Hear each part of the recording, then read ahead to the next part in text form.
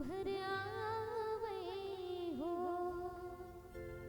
धन धन धन तोरे नाम के मन रघुपादाई हो बहिनी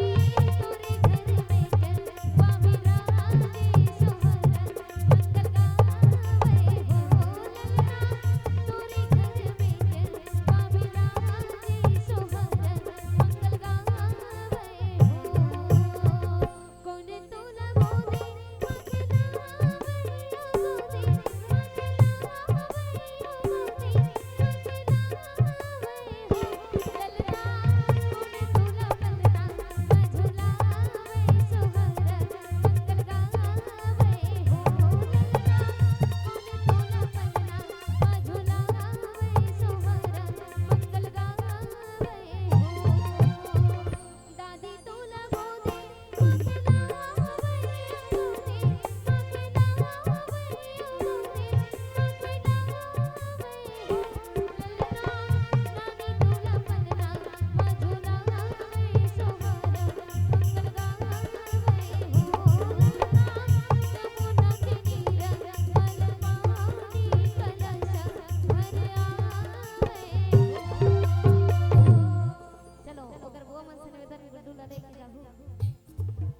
जतका झन ओकर बुआ है ततका झन से निवेदन करूं सब जने के संग राहु ओकर बुआ मन कौन कौन है नहीं लिखा चलो जतका झन ओकर बुआ है सब जन से निवेदन करूं और संग में ओकर फूफा मन से घलो निवेदन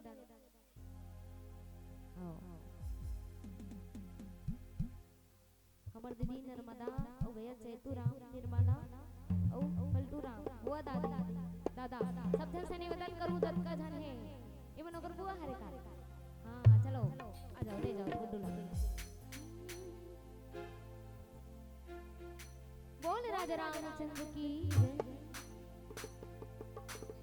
दादी बुआ अच्छा गुड्डू के बुआ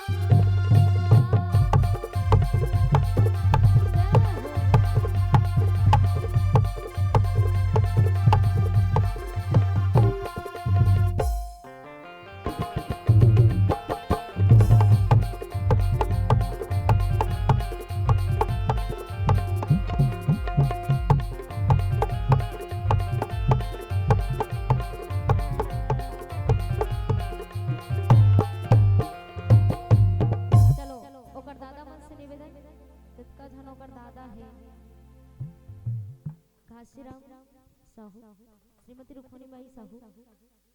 बड़े दादी बड़े दादा और लीलाधर साहू, श्रीमती मीना साहू,